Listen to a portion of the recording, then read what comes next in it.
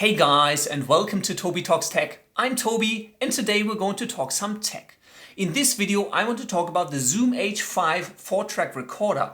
It's my current favorite recorder for doing all sorts of short film projects and all of my tutorials for YouTube. And big disclaimer, because I'm going to talk quite positively about this device, this video is in no way sponsored by Zoom or anyone. I bought the Zoom H5 myself. I just like using it, so I figured it'd be nice to make a video and show you guys what's great and what's not so great about it.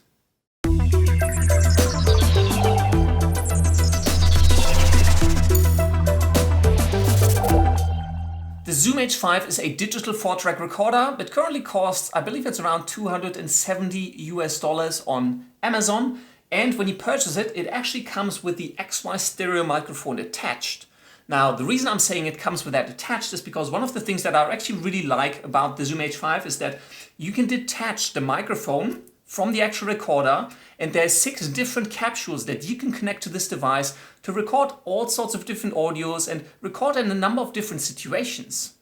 You can record both in WAV and MP3 file format, and all of your data is going to be saved on an SD card with a maximum supported capacity of 32 gigabytes. In terms of connectivity, you'll find a line out on the side of the Zoom H5, and right now I'm actually recording this on a Zoom H5. It's kind of hanging overhead right there with a shotgun capsule attached, which I'll show you in a minute.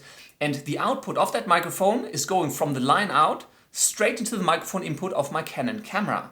So hopefully this already gives you an idea of the quality of audio that you can record with this device. Now, the room I'm in is fairly small, it's also square, so there's quite a bit of echo going on. And if you listen to this video with your headphones, you'll probably hear a little bit of reverb, but the shotgun microphone and the audio quality of the H5 is pretty spectacular. And because you can change the microphone that's attached to the top, you can record in all sorts of different situations. Like this XY microphone is great for recording outdoors or at a live concert, whereas the shotgun microphone I've got attached right now is much better when you're recording, talking to the camera and you want to have a microphone just off screen so it's not kind of in people's face and still get nice and clear audio.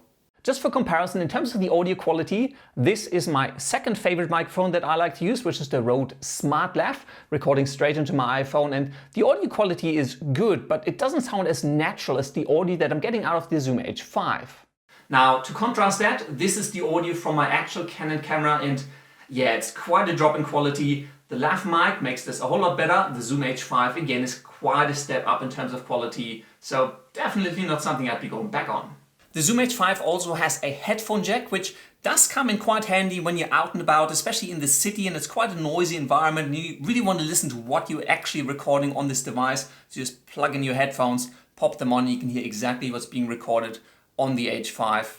Now, for me as a tech head, the probably most useful connector on the Zoom H5 is the micro USB output, and you can actually connect the device straight to your computer. It will receive power via USB, so you don't need to have any batteries in the H5, and you can then use it as an audio interface. So you can just kind of set it up on a little tripod in front of you and talk into it for voiceovers, podcasts, or anything else that you need to record straight into your computer. On the other side of the H5, you will find a remote connector, as well as the actual slot that houses your SD card. At the bottom of the device, you will find 2 line/microphone inputs for both XLR and TRX connections. And these do actually provide phantom power as well if you want to connect an actual microphone to it.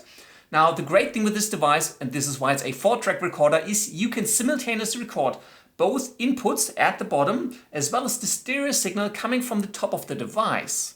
In terms of power, besides powering the device via USB, at the back you will find 2 AA batteries, which are rated to last about 15 hours, and that's a claim I can kind of confirm. I hardly ever change these batteries, maybe once a month. Usually for my talk to camera sessions like this one here, where I've got the Zoom H5 hanging overhead and running off battery, I usually check that they're about 50%, but even at 25%, I reckon I'd still go with it.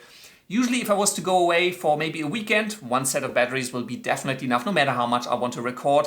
If I'm going away for a week, maybe I'd have 1 spare set on me. But again, it just depends on how much you want to record. But the battery life is pretty spectacular on this device. I really have nothing to complain there. At the front of the H5, besides the usual playback controls, you will find 2 input knobs, which independently control the input signals on the dual XLR TRS connectors at the bottom. And they're hidden behind a little bar just so you don't accidentally change them.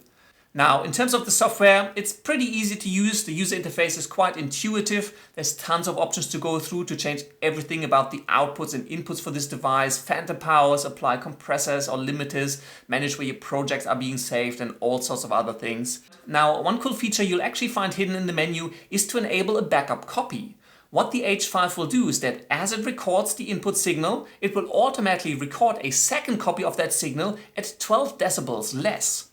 This can often save your butt if you accidentally turned the input volume too high and everything is clipping. You'll have a second copy automatically recorded at 12 decibel less, and yes, that has come in quite handy quite a number of times, probably more than I'd like to admit.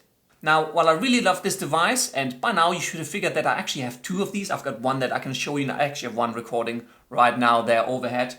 The biggest pain point with this device is navigating the menu, not because the menu is laid out badly, but because of the button you use to confirm.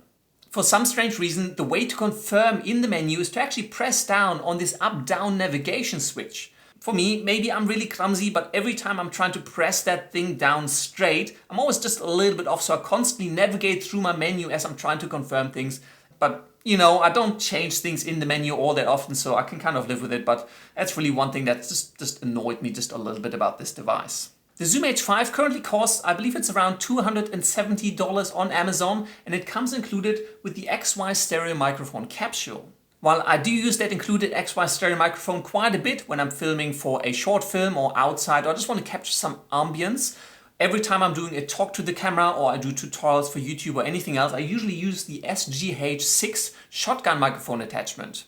The reason I like this microphone is because it is highly directional, so it records a lot of the sound straight in front of the microphone, but it blocks out a lot of noise that's coming around it, so it's blocking out a lot of ambient noise, and if you're talking straight into it, it's really just getting that really crisp sound from your voice without all of the ambience. That is why, even though I've got quite a lot of echo and reverb in this room, it's actually not too bad recording with a shotgun microphone on the Zoom H5. But you're literally listening to the audio now being recorded on a Zoom H5 with an SGH6 shotgun microphone, so you be your own judge. Personally, I really like this audio quality. If you're looking for a slightly cheaper option, go check out the Zoom H2N, which is the recorder I actually owned before I switched over to the H5.